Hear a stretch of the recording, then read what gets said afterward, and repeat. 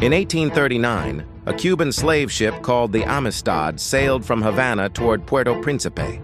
In its hold, 53 Mende men, women, and children from Sierra Leone sat shackled in darkness, having already survived the illegal transatlantic voyage from Africa to Cuba. They were told they would be sold into permanent slavery. They were told they would never see home again. They were told to accept their fate. Instead, they chose war. His name was Sengbe Pieh, though the Spanish called him Cinqué. Using a loose nail, he worked his chains until they broke. Then he freed the others. In the dead of night, they stormed the deck armed with cane knives found in the cargo hold.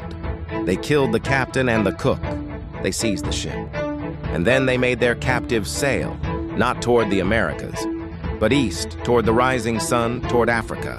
For 2 months they drifted, deceived by their Spanish prisoners who secretly steered north at night.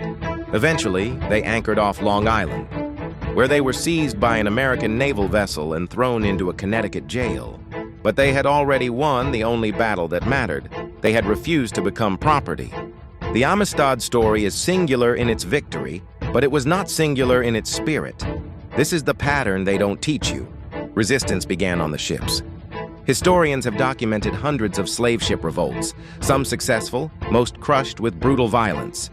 Captives jumped overboard by the thousands, choosing the certainty of death over the uncertainty of bondage. They staged hunger strikes until crews resorted to brutal force-feeding to keep them alive for sale. They killed their captors and themselves rather than reach the auction block.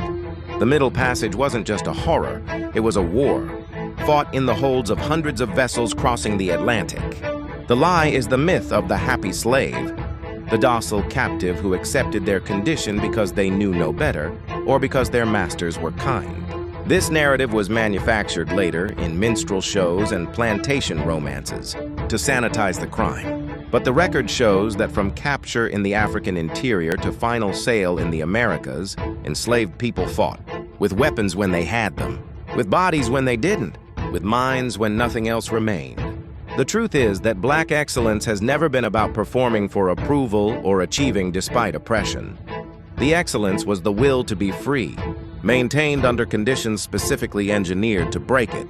The excellence was Sengbe Pieh keeping his mind sharp enough to plan, his spirit strong enough to lead, his body resilient enough to endure when every system around him demanded his destruction. The excellence was the collective decision of 53 people, that they would rather die as warriors than live as slaves, and their subsequent survival, long enough to win their case in the Supreme Court and walk free onto ships bound for Sierra Leone.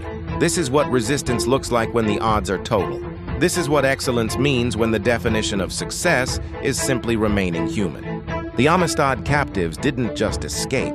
They exposed the entire machinery of the slave trade in an American court of law. They forced a nation that declared all men created equal to confront the Africans, who believed those words more sincerely than the men who wrote them. Their story is not ancient history.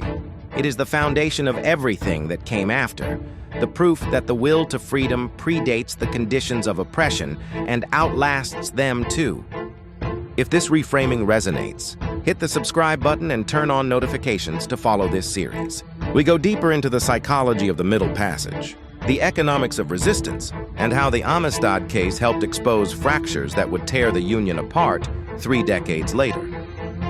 The story didn't start with slavery.